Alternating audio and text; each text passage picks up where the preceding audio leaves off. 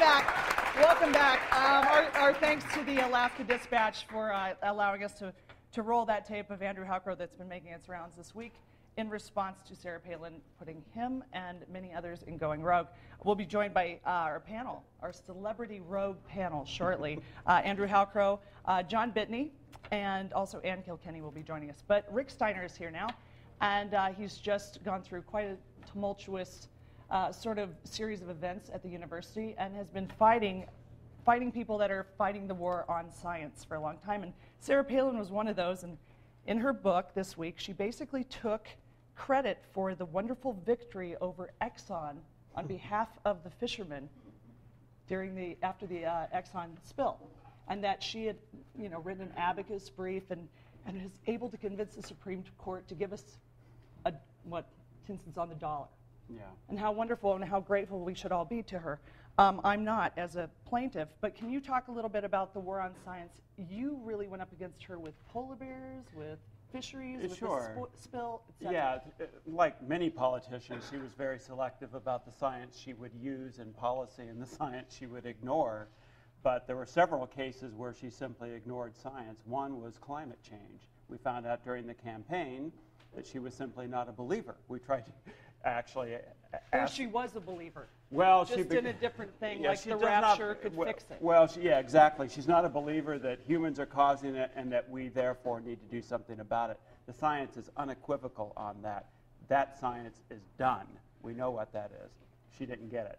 Secondly, predator control in the state of Alaska. The science is not there behind doing that, and she went ahead with an expanding predator control program for not just wolves but also bears.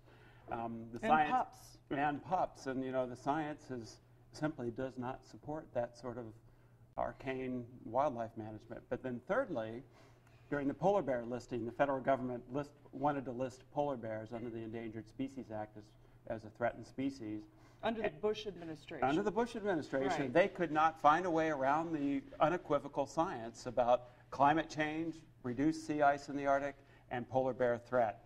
So they went ahead and proposed listing, and the state's biologists, the only state marine mammal biologists on the state payroll, reviewed the federal science and the premise behind their listing and agreed entirely with it.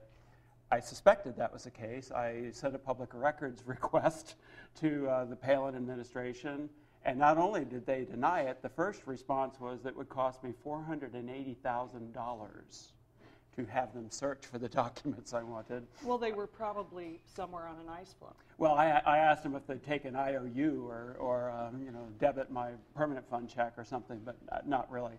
I basically pursued that for several months. Well, they would not release the document, which was the state scientists' review of the federal science behind listing polar bears. So how is this open and transparent? It's not. It wasn't at all. They have been. This has been a perpetual problem with the Palin administration and now with the Parnell administration, that a government and a democracy is utterly dependent on the public, the citizens, having information from its government.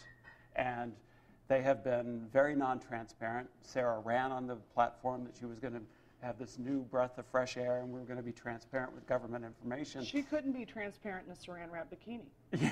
Well, and I know that's exciting for a lot of people to think about. Well, which is probably why they don't, Yeah, that's probably why she got into the governor's mansion in the first place. But it's difficult because, so much of the policies that we have as a state are really, when you're looking at development, right. You need to be able to say, look, there's a process here, whether it's mining proposals, whether it's offshore development, whatever. You need to be able to say, I trust the science, so that when the state says, you know what, we can do this development and we're going to do it really well and we can do it safely, that's exciting. And to trust that and say, okay, let's do it. I'm ready to go. And the bottom line is to have the science done independently, credibly, and then be honest with the citizens of Alaska that are paying for it, and they would not release the state science review to me, and I finally had to send a FOIA request to the federal government, which had no problem releasing the state science review to me, which proved categorically that the state biologists agreed with the federal biologists that polar bears are in serious trouble due to climate change and that within 30 or 40 years there will be no polar bears in Alaska. So that certainly qualifies for listing under the Federal Endangered Species Which Act. blows a lot of our postcards.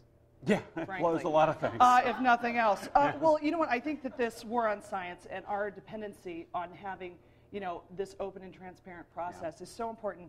And right now I know Sean Parnell, the current governor, is really looking at this and making some statements. So I think next week we should have a panel and talk about this and where the state can go. Can you come back? Absolutely, be delighted to. One last comment on the Exxon case.